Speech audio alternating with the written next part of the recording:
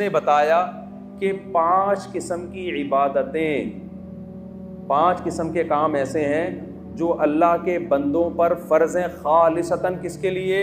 अल्लाह के लिए। नंबर 1 नमाज। आप मुझे बताओ, नमाज जैसी इबादत आपको दुनिया में किसी मज़हब में नज़र आती है क्या?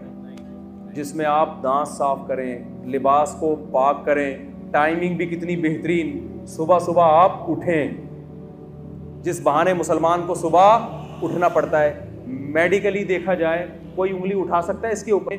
नमाज का टाइम ऐसा रखा है जो मेडिकली इंसान की सेहत से मैच, बोलो ना, नहीं करता। क्योंकि कोई कह सकता है, बल्कि डॉक्टर से पूछेंगे यार सबसे बेहतरीन टाइम सुबह उठने का कौन सा है?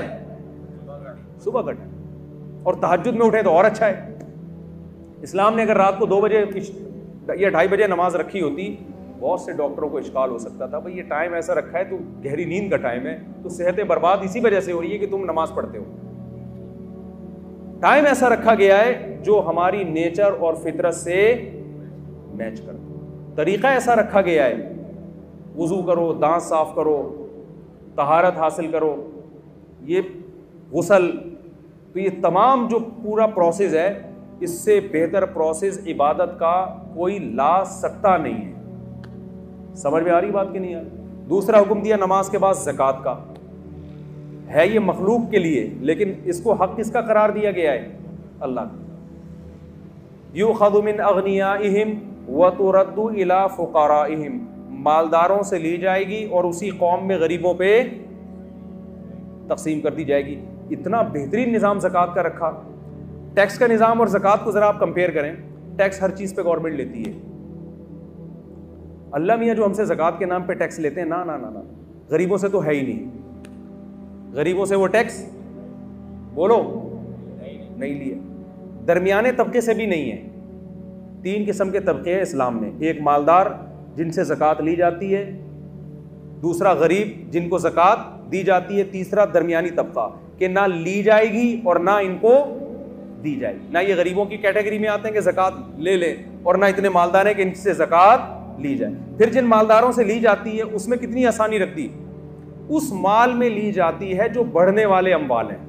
आपके इस्तेमाल की चीज़ों पे ज़कात, क्योंकि गाड़ी ऐसे नहीं है 1 से 2 हो जाएगी, घर ऐसा नहीं है आप रह रहे हो तो 1 से 2 हो जाए। तिजारती माल पे जो बेचने के लिए ख़रीदा हो, जो चीज़ें बेचने के लिए ख़रीदी जाती हैं वो 1 से 2, 2 से 4, 4 से 8। तो अल्लाह ने कहा इनमें ग्रोथ है, लिहाजा इनमें साल में सिर्फ एक दफ़ा 2.5% तुमने मेरा हक मुझे देना है। और देना किसको है? गरीबों पे खर्च कर देना। तो आप बताओ, इससे ज़्यादा बेहतरीन कोई निज़ाम, मालियात का निज़ाम हो सकता है क्या? कोई निज़ाम नहीं हो सकता। तीसरा अल्लाह ने क्या हुक्म दिया? सौमु रमज़ान।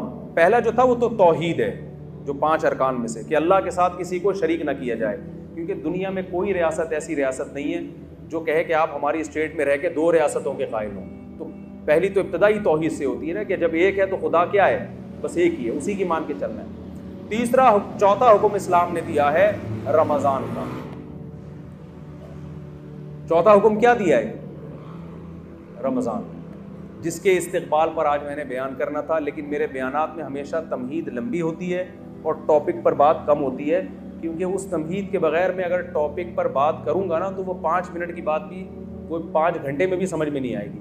और जब तमहीद लंबी हो जाती है तो फिर वो 5 मिनट की बात भी इंशाअल्लाह 5 मिनट में समझ में आ जाती है। तो उन्हीं में से अल्लाह मियाँ ने एक हुक्म ये भी दिया है कि मेरे जो मुझे मानते हैं और ये मानते हैं कि इस कायनात को मैं चला रहा हूँ, इस कायनात का बनाने वाला मैं हूँ, तो ये खाली पीली के दावे मैं कबूल नहीं करूँगा। कुछ करके दिखाना पड़ेगा जिससे पता चलेगा कि वाकई तुम मुझे मानते हो।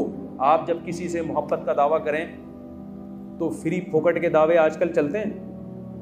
आप बेगम से कहें मुझे तुमसे बहुत ज़्यादा मोहब्बत है, बहुत ज़्यादा बेगम, मैं बस मुफ्ती तारिक मसूद के इतनी दफ़ा बयान सुन चुका हूँ, फिर भी मुझे कभी दूसरी शादी का ख्याल नहीं आया क्योंकि मुझे तुमसे बहुत ज़्यादा मोहब्बत है।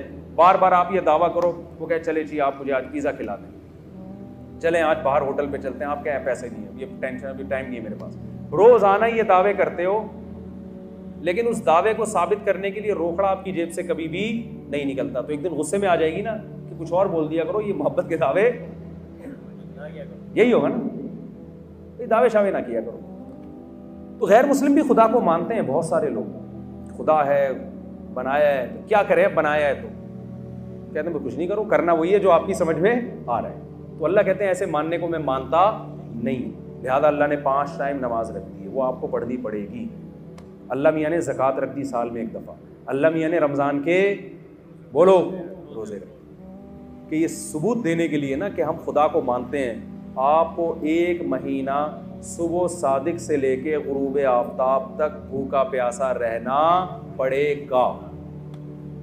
उसमें ये छूट रख दी कि बीमार और मुसाफिर उससे क्या है, मुस्तस्ना, ये भी नेचुरल है, वरना बीमारों के लिए कितना बड़ा अजाब बन जाता है रमज़ान का रोज़ा, कितनी बड़ी टेंशन बन जाती है। तो वो दो को क्या कर दिया कि खारिज कर दिया, आसान रखा उसमें। लेकिन खूब समझ लें, अल्लाह के अहकाम आसान तो होते हैं लेकिन उसमें लचक नहीं होती। मिसाल के तौर पर वुज़ू के लिए पानी नहीं है तो तयम्मुम करना पड़ेगा आपको। ऐसा नहीं हो सकता कि आप कहें कि यार चलो वुज़ू के लिए पानी जब है ही नहीं तो तयम्मुम में 2 दफ़ा हाथ ही मिट्टी में मारना है, छोड़ो ऐसे ही नमाज़ पढ़ लो। आप कुछ भी करेंगे ऐसे नमाज आपकी कबूल नहीं होगी। और ये भी नहीं हो सकता कि यार चलो छोड़ दो, आज छोड़ने का ऑप्शन भी नहीं है। यानी ये तो कर दिया सफ़र में 2 रकअतें पढ़ लें आप, लेकिन छोड़ने का ऑप्शन नहीं रखा। छोड़ने के तो ये मैदान जंग में लड़ भी रहे हो तो नमाज के टाइम पे आपको नमाज पढ़नी पड़ेगी। तरीका बदल दिया कि घोड़े पे सवार हो तो वही सवारी पे पढ़ लो। इससे पता चलता है कि इस्लाम के अहकाम में आसानी है जितनी अल्लाह ने डाल दी, उसके बाद नो का ऑप्शन आपके पास नहीं रहता। हमारे यहाँ बहुत से लोग रमज़ान में ये करते हैं कि जी चूंकि अल्लाह ने मुसाफिरों को छूट दे दी है, बीमारों को छूट दे दी है, इससे खुद ये नतीजा निकालने लगते हैं इसका मतलब अल्लाह बड़ा गफूर रहीम है, कोई टेंशन हो तो छोड़ सकते हैं आप। ना ना ना ना ना ना, सफ़र और बीमारी के अलावा अब छोड़ने का ऑप्शन आपके पास नहीं। शदीद तरीन गर्मी है, नहीं छोड़ सकते। आप मजदूर हैं, आपने दोपहर गर्मी में कुआं खोदना है तो भी आप रमज़ान का रोज़ा नहीं छोड़ सकते। ये इस उज़र को उज़र माना नहीं गया है। लोग अक्सर हमसे पूछते, गर्मी के रोज़ों में ख़ास तौर पे ज़्यादा पूछा करते थे कि एक मजदूर दोपहर को कुदाल चलाता है, कुआं खोदता है, वो तो नामुमकिन है कि रखे वो रोज़ा, वो तो मर जाएगा प्यास से। मैं उससे कहता था भाई ये चूंकि मेरा मज़हब, मैं बनाया हुआ दीन तो है नहीं, होता तो असम्बलियों में तो कानून हो जाता है ना कि यार ये थोड़ी पब्लिक को टेंशन हो रही है। देखो रसूलुल्लाह सल्लल्लाहु अलैहि वसल्लम के दौर में खातून आई, उन्होंने किया कि यार रसूलुल्लाह मेरे शौहर ने मुझे कैसे अल्फाज बोले हैं जिससे ज़माने जाहिलियत में ये समझा जाता था कि तलाक हो गई है, हालांकि वो ऐसा नहीं था, ज़िहार जिसे कहते हैं। तो नबी सल्लल्लाहु अलैहि वसल्लम ने फरमाया मैं तुम्हारे लिए कोई रुख्सत नहीं पाता, तलाक हो गई है, बीवी हराम हो गई है ना। तो वो औरत अल्लाह से दुआएं मांगती रही, दुआएं मांगती रही, दुआएं मांगती रही। आसमान से वही नाजिल हुई कि इन अल्फाज से तलाक नहीं होती बल्कि कफ़ारा देने से, कफ़ारा दे देंगे तो निकाह इनका बाकी है। इससे हमें क्या पता चलता है कि रसूलुल्लाह सल्लल्लाहु अलैहि वसल्लम ने उस खातून को ये नहीं कहा मैं मशवरा करके कानून चेंज कर देता हूँ, तुम्हारी टेंशन मुझसे देखी नहीं जा रही तो मैं साहबा को बुलाता हूँ, ऐसा करते हैं हम कुछ इस पर गौर फिक्र करके सोसाइटी के हिसाब से इसको ज़रा तलाक के हकाम में कुछ चेंजिंग ले आते हैं। ना ना ना ना, अल्लाह मियाँ नहीं चेंज कर दिया तो हो गया, खुद से नहीं होता।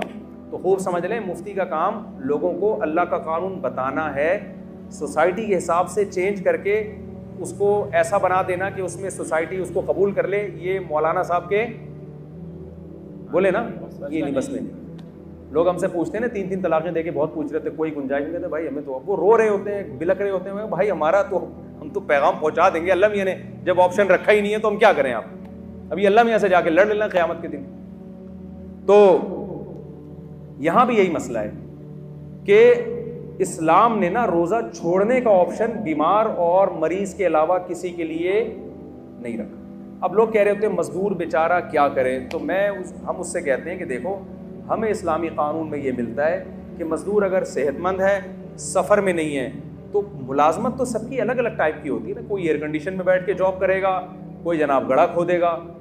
तो अब ऐसा कोई इस्लाम ने मेयार नहीं रखा कि जिसको 1 घंटा मजदूरी करनी है तो वो रोज़ा छोड़ सकता है, जिसको 2 घंटे करनी है या आधे घंटे करनी है वो नहीं। ऐसा ही कुछ नहीं है, सबके लिए बराबर है। हाँ ये ज़रूर है कि रोज़ा वो रखे, और अगर हालत गैर हो जाए रोज़ा रख के, नाकाबिले बर्दाश्त हालत हो जाए तो फिर तोड़ने की इजाज़त है।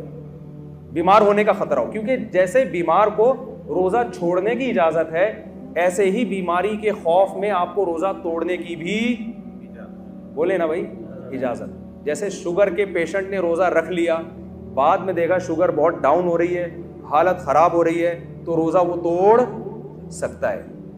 तो अब ये शुगर के साथ ख़ास नहीं है, मज़दूर को अगर ये ख़तरा हो गया कि मुझे प्यास और इतनी ज़्यादा लग रही है कि मैंने अगर रोज़ा नहीं तोड़ा तो मैं बेहोश हो जाऊँगा या खुदा न ख्वास्ता मर जाऊँगा या मेरे शुगर लेवल डाउन होगा, जिससे कोई भी बीमारी होने का ख़तरा है, तो जब उसका ये ख्याल हो और गालिब गुमान हो कि ऐसा हो जाएगा, तो ऐसी कंडीशन में इस्लाम उसको रोज़ा तोड़ने की इजाज़त देता है। तो उलमा कहते हैं जो कोयले की कान में काम करते हैं ना, रोज़ाना रोज़ा रखेंगे और रोज़ाना हालत गैर होने पर रोज़ा तोड़ेंगे, क्योंकि छोड़ने की दलील नहीं है, तोड़ने की है। बहुत मुश्किल है बात समझाना, मेरा ख्याल नहीं आ रही समझ में। हमारे गामदी साहब ने तो फतवा दे दिया कि कल आपका पेपर है तो भी आप रोज़ा छोड़ सकते हैं। तो मैं मकसद गामदी साहब पे रद्द करना नहीं है, मकसद ये कि इस किस्म के भी स्कॉलर्स मार्केट में आ रहे हैं, तो ये कानून को आप इस्लाम के चेंज नहीं कर सकते, जैसा है वैसा ही रहने देना पड़ेगा आपको। तो आपके पास गर्मी की शिद्दत की वजह से, जॉब की वजह से, पढ़ाई की वजह से, पेपर की वजह से रोज़ा छोड़ने का ऑप्शन नहीं है, और तोड़ने का भी पेपर की वजह से नहीं है, तोड़ने का बीमारी की वजह से है। समझ में आ रही बात की नहीं आ रही? तो अब मुझे एक बात बताओ, जल्दी से बात को ख़त्म करता हूँ मैं, कि अल्लाह मियाँ ने ये जो रमज़ान का हमें दिया है ना, ये भी बड़ा ख़ानदानी हुक्म है। ये भी लगता है कि ये अल्लाह ही का बनाया हुआ कानून है, किसी इंसान का बनाया हुआ कानून नहीं हो सकता। एक दौर तक हम सुनते रहे, मैं बचपन में डॉक्टरों से सुना करता था कि हमें हर थोड़ी थोड़ी देर में ना कुछ खाना चाहिए, एकदम पेट भर के नहीं खाना चाहिए। मुझे शुरू से ये बात मेरी खोपड़ी में नहीं आती थी, ये नेचर के ख़िलाफ़ है। डॉक्टर साहब के पास गए, मेरा पेट ख़राब है, उन्होंने कहा, डॉक्टर साहब ने कहा कि देखें थोड़ा सा खाएं, 2 होने वाले, फिर आधे घंटे बाद फिर थोड़ा सा खाएं, 2 या 3 जितने अफोर्ड कर सकें, फिर थोड़ा खाएं। मैंने कहा, डॉक्टर साहब हमारी बकरी को तो मैंने इस स्टाइल में देखा है, कभी किसी इंसान को मैंने इस तरह खाता हुआ नहीं। अगर ये नेचुरल होता तो सबसे पहले मोहम्मद सल्लल्लाहु अलैहि वसल्लम का तरीक़ा होता, जो अल्लाह के पैगंबर थे। आपका कोई काम नेचर के ख़िलाफ़ नहीं था। वहाँ तो 2 खाने मिलते, नाश्ता भी नहीं मिलता हमें, बुक रहता हूँ आशिया। आप सल्लल्लाहु अलैहि वसल्लम दोपहर से पहले खाया करते थे सहाबा के दौर में, और मगरिब के बाद खाया करते थे। ये 2 टाइम थे खाने के। नाश्ते का लफ्ज़ अरबी डिक्शनरी में आपको नहीं मिलेगा, हालांकि अरबी बड़ी फसी और बलीग ज़बान है।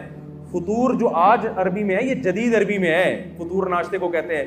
कदीम अरबी में नाश्ते का लफ्ज़ बोले नहीं। बल्कि मैं और आपकी जनरल नॉलेज के लिए एक बात बताऊं, अंग्रेज के बर्रे सगीर में आने से पहले आपको अपने बाप दादा की डिक्शनरी में भी नाश्ते का लफ्ज नहीं मिलेगा। ये अंग्रेजों ने नाश्ता मुतारिफ करवाया है। समझ में आ रही है बात कि नहीं आ रही है? तो ये था ही नहीं, ये मुसलमानों में आया गोरों के आने के बाद है। चाय भी, सिगरेट भी, गुटके भी, पान भी, ये सारी चीजें ये अंग्रेजों के आने के बाद आई हैं, वरना मुसलमान कल्चर इन तमाम चीजों से क्या था, पाक था। वो जानते ही नहीं थे ये क्या होता। तो चाय पिए ना, मैं भी पीता हूँ, मैं ये नहीं कि छोड़ दें आप, या पिए ना पिए वो आपका हेडेक है। बताने का मकसद ये कि ये सारी चीज़ें हमारे ये बाद में आई हैं, ये हमारा कल्चर नहीं है। तो उनमें नाश्ता भी बाद में आया है। 2 टाइम का खाना है। अब सुना है डॉक्टर वो यही कह रहे हैं कि 2 टाइम खाया करो, तमीज़ का खाना यही होता है 2 टाइम का। वल्लाहु आलम, ये डॉक्टरों की फील्ड है कि डॉक्टर साहब से ही पूछें आप। तो अब आपको पता है मुस्लिम फास्टिंग के नाम पे एक बड़ी तहरीक चल रही है डॉक्टरों की तरफ से। 16-16 घंटे की फास्टिंग, ख़ास तौर पर जिनके वेट ज़्यादा हैं। ज़्यादातर तो के वेट क्या हैं, ज़्यादा ही है ना मेरा ख्याल।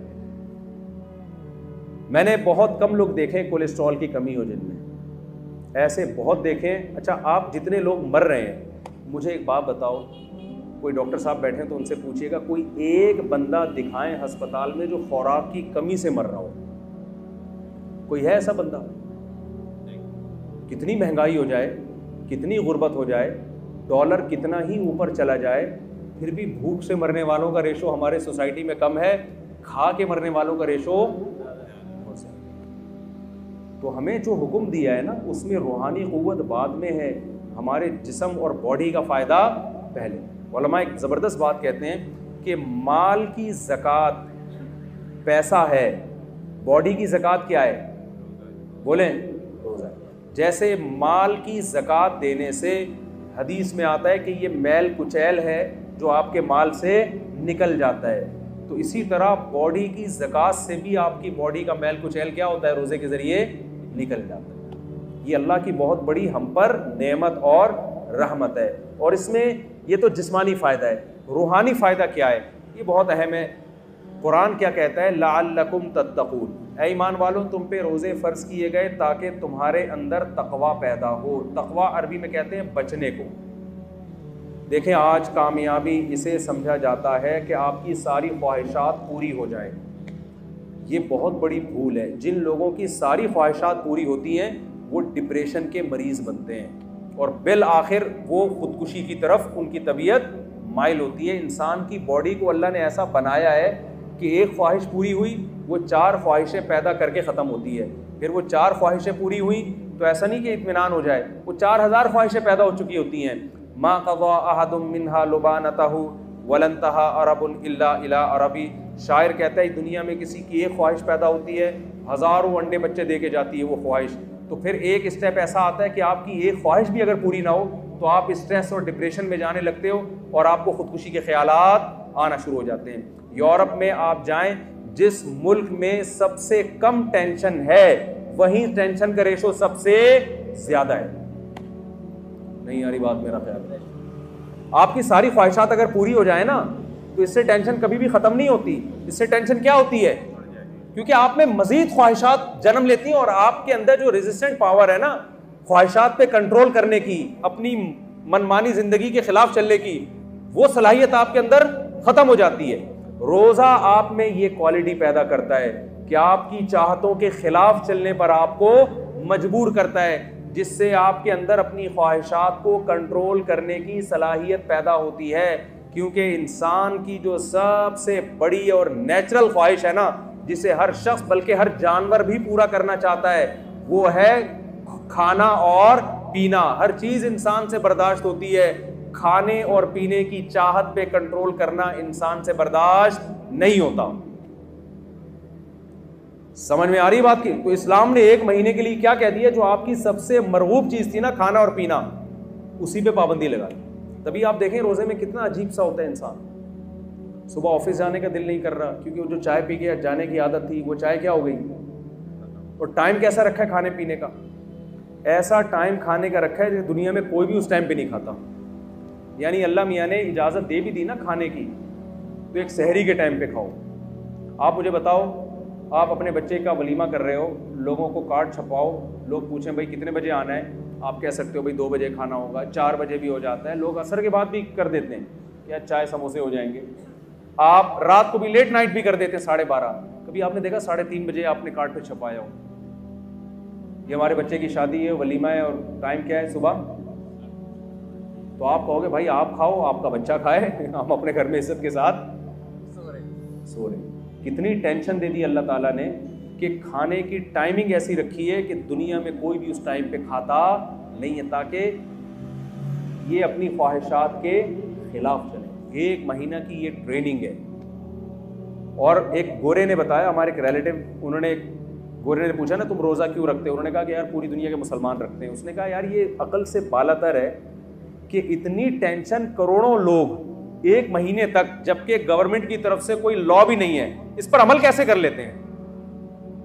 मैं आपको दावे से कहता हूं अगर इस्लाम ये हुक्म ना देता ना और यूनाइटेड नेशन की तरफ से लॉ पास हो जाता कि पूरी दुनिया में सिर्फ 1 करोड़ लोग 1 महीना भूखे रहेंगे, मैं कहता हूं 1 करोड़ तो दूर की बात, 1 लाख भी इस कानून पे अमल ना करते, चाहे कितने इनामात लगा देते। ये आसान काम नहीं है। ये मोहम्मद सल्लल्लाहु अलैहि वसल्लम की सदाकत का पर लोगों को इत्मीनान है कि आपने जो ऑर्डर दिया ये ऑर्डर किसकी तरफ से है, खुदा की तरफ से।